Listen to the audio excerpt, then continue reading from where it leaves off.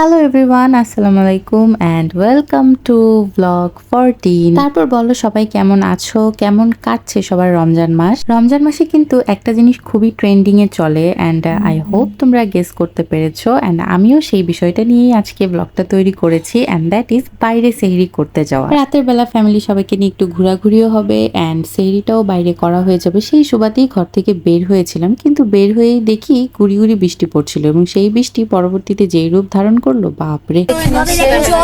আটকা পড়ছি বৃষ্টিতে, যেখানে যাই সেখানে স্ক্যাম। হাই গাইস, আজকে আমাকে অনেক বিজি লাগতেছে। হ্যালো, বিষয়টা তো এই যে তোকে নিছি। আর ভাত যদি আরে দিব হ্যাঁ তাই তো। আরে এরা তো তাই করে। চুম্মি দিয়ে দিয়া তুমি সামনে যাই এইদিকে যেতে পারবো তরকারি বেশি নাই। তো আসল ঘটনা যেটা হয়েছে সেটা একটু বলি। আমরা বের হয়েছিলাম রাত্রে প্রায় 1-1:30টার দিকে।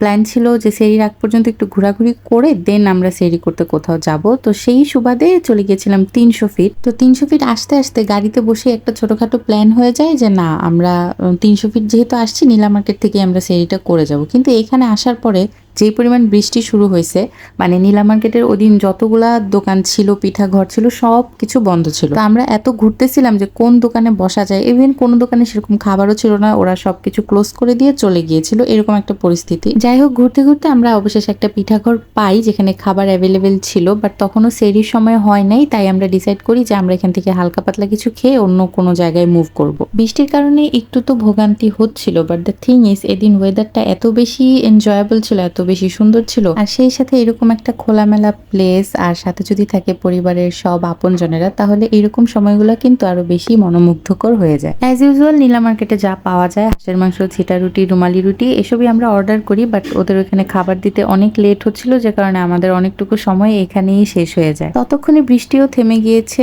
আকাশে দেখলাম অনেক সুন্দর চাঁদও দেখা যাচ্ছে। তো এখন আমাদের সময় যেহেতু প্রায় শেষ, সেহরির সময় হয়ে আসছে, তো আমরা এখান থেকে এখন মুভ করব। না মশার অত্যাচারে কিরকম ছোট ছোট মশা, মশাগুলো কেমনে উড়তাছে একটু তোমরা দেখো।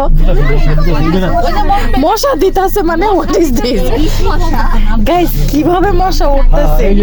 যাই হোক, মশার অত্যাচারে অতিষ্ঠ হয়ে গিয়েছিলাম, তারপরও নিজেদেরকে সামলিয়ে নিয়ে আমরা ডিসাইড করি এখন আমরা পুরান ঢাকা যাব। ভাইয়া বলল যে পুরান ঢাকার স্পেশাল মামুনের বিরিয়ানি আজকে আমাদেরকে খাওয়াবে, সেজন্য আমরা রওনা হয়ে গেলাম। এবং যাওয়ার পথে আমরা 300 ফিটের এই ভাইরাল রাস্তাটায় আবারও নামি, কারণ আগেরবার যখন আসছিলাম তখন আম্মু ছিল সাথে, তো এইবার আবার আব্বু আছে আমাদের সাথে। তো ভাবলাম যে আব্বু তো দেখে নাই, আব্বুকে একটু ঘুরিয়ে নিয়ে যাওয়া যাক। আব্বু আর ঘুরবে কি, আব্বু টেনশনেই শেষ হয়ে যাচ্ছিল যে আমরা নাকি সেহরি করতে পারবো না, এখানেই আমরা সময় শেষ করে ফেলছি। যাই হোক, অবশেষে আমরা পুরান ঢাকা চলে আসি, কিন্তু এখানে এসে যেটা হয় সেটা আর বলার মতো না। আমাদের আস্তে আস্তে এত লেট হয়ে গেছে, এখানে এসে দেখি ম্যাক্সিমাম দোকান ওরা বন্ধ করে দিচ্ছে, অ্যান্ড আমরা মামুনের বিরিয়ানি কোথাও খুঁজেই পাচ্ছিলাম না। এবং পরে যেটা জানতে পারি যে ওই দোকানটা বন্ধ হয়ে গিয়েছে। তো দুঃখ ভারাক্রান্ত হৃদয় নিয়ে আমরা যেই দোকান খোলা পেয়েছিলাম সেখানেই চলে যাই খাওয়ার জন্য, কারণ সেহরি তো করতে হবে। দুঃখ তো এখানেই শেষ না, দোকানে বসার পরে বুঝতে পারি যে খাবারও প্রায় শেষের দিকে, তার মানে একবারে পাতিলির নিচের খাবারগুলোই কপালে জুটবে।